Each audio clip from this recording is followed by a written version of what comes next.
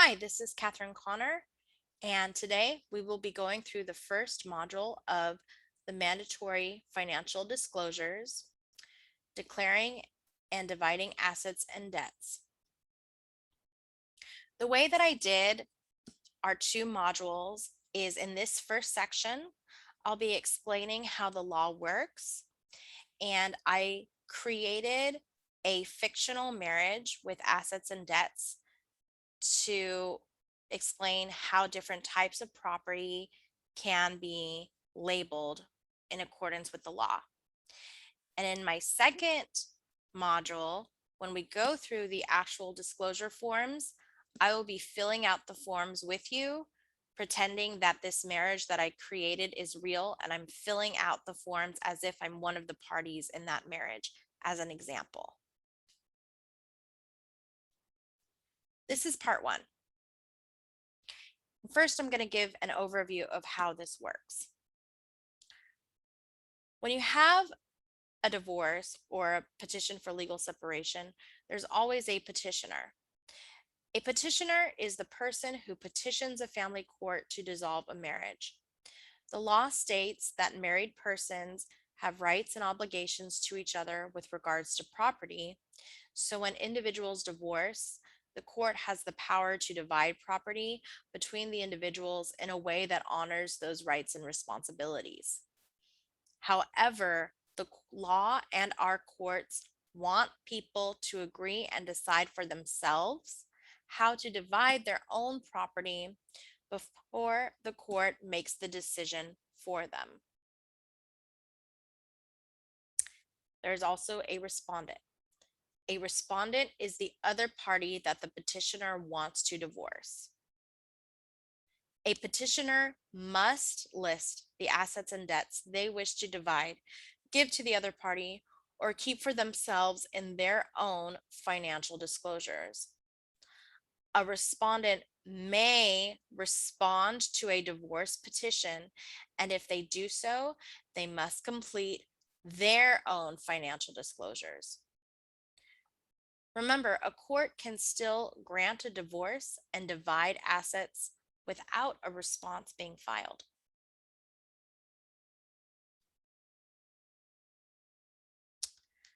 First, a petition for dissolution of marriage is filed by the petitioner. Ideally, financial disclosures should be completed with the petition. However, the law requires that financial disclosures be completed and served within 60 days of filing the petition. If both the respondent and the petitioner want to divorce, and the respondent agrees with the petitioner's financial disclosures, then the respondent need not file a response. In other words, the divorce can just go through. However, if the respondent disagrees with how the financial disclosures are laid out, that respondent can file a response and request for dissolution of marriage. A respondent has 30 days after being served with a petition to file a response. Ideally, financial disclosures should be completed with the response. However, the law requires that financial disclosures be completed and served within 60 days of filing the response. A respondent can object to the divorce itself in their response, but that objection will not stop a divorce from happening. Remember, the petitioner's desire to divorce is sufficient.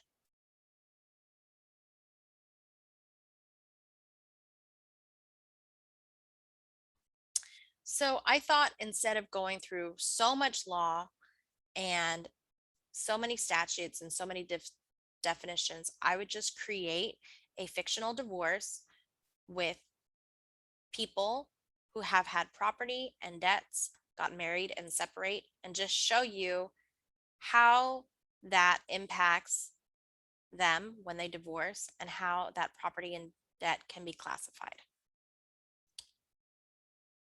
So Alex and Yuri were married on June 21st, 2014, and they decided to separate in June 2020. Alex petitioned for divorce in June 2021. and financial disclosures need to be completed. How can Alex do this? First, Alex needs to look at all of the assets and debts they both had before the marriage, how many assets and debts were carried over into the marriage, how many assets and debts were incurred during the marriage, and what happened after separation.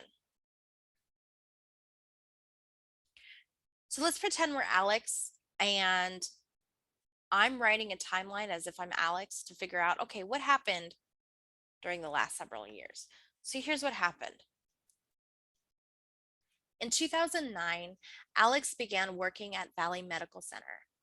Alex has a checking account where Alex's paychecks are deposited. Alex also has a retirement account associated with the employment. 2 years later, in 2011, Yuri opened a checking account in Yuri's name, and Yuri's paychecks are deposited there. About 3 years later, the date of marriage was on June 21st, 2014, and the couple keeps their jobs throughout their marriage. A few months later, in August of 2014, Alex and Yuri open a joint savings account. They both contribute to this account. A year later, in 2015, Alex buys a Toyota Corolla. The Corolla is in Alex's name only. Another year later, Alex helps Yuri buy a Honda SUV. Both of their names are on the title, but Yuri drives it the most. In 2018, the SUV is paid off. In 2019, Yuri gets a credit card in Yuri's name only. And then Alex and Yuri decide to separate in June 2020. And then Alex petitions for dissolution in June 2021, a whole year later. And now what are we left with? What are we left with after the separation? Well, we know that the individual accounts are still open and they're still being used, or Alex knows this. Alex is aware that the joint account has some money in it, but no one is using that joint account. Alex's Corolla is not paid off, but Alex is still driving it.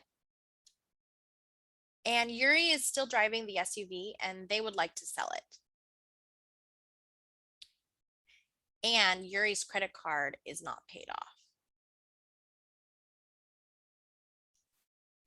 Before we get started, first, what is property? Property includes assets, such as bank accounts and cars, as well as debts, such as credit card debts and loan debts. So first, what Alex needs to do is characterize the property. California is a community property state. This means that generally, assets and debt acquired before the marriage is the separate property of each individual. Assets and debt acquired during the marriage is community property. And assets and debt acquired after the separation is separate property. Pause before I go on. What community property means is that each party has a 50% interest in the community property, whereas if something is somebody's separate property, then they have 100% interest in that property. Property can be both separate and community property if it is acquired before marriage and either or both parties contribute to the property during the marriage. This is called a mixed asset. Again, generally, each party has 100% interest in their individual separate property, whereas both parties have an equal 50% interest in their community property. Going forward, I'm labeling separate property as SP in the highlighted turquoise. and community property is CP in the highlighted yellow. What does this mean for Alex? So Alex's Valley Medical Center income, checking account, and retirement benefits all start out as SP or separate property because Alex is unmarried when they start working. In 2011, Yuri's income and checking account before their marriage begins as separate property. And then the couple gets married on June 21st, 2014. From the date of marriage until the date of separation, the couple's income and retirement benefits earned during the marriage are CP assets. This is true even if the CP income is deposited in their individual checking accounts, which may contain their SP income earned before marriage. Now, in August of 2014, Alex and Yuri open a joint savings account. They both contribute to this account. Therefore, this is CP. In 2015, Alex buys a Corolla in Alex's name only. This car is most likely entirely CP or community property because it was purchased a year after marriage, unless Alex used some money Alex had saved from before the marriage, in which case the car is partly separate property and partly community property. During the period of 2016 to 2018, during the Honda SUV's purchase and payoff, the Honda SUV is most likely entirely community property if it was paid with the parties' incomes they earned during the marriage, and we know it was paid off before separation. And then in 2019, Yuri's card most likely begins as CP debt, but after separation, the additional debt incurred becomes Yuri's SP or separate property debt. And then the parties separate in June 2020. And we know that Alex petitions for dissolution in June 2021. So everyone watching, I understand this is super complicated, and I'm just using this hypothetical as a way to demonstrate how to label certain types of property depending on when and how they were acquired. Remember the following principles. Property, which includes assets and debts, it's all about timing. It's not about how something was titled. How an item is paid for matters. How it is used can matter. The same goes for how money is spent.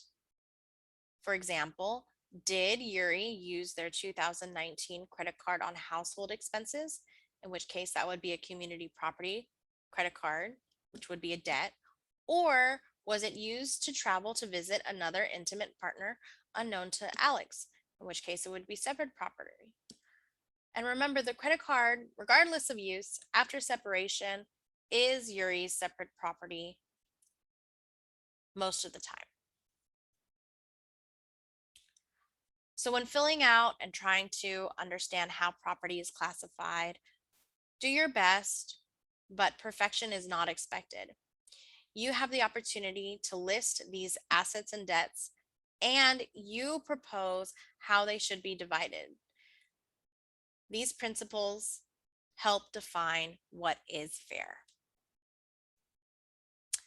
And thank you. This is the end of part 1.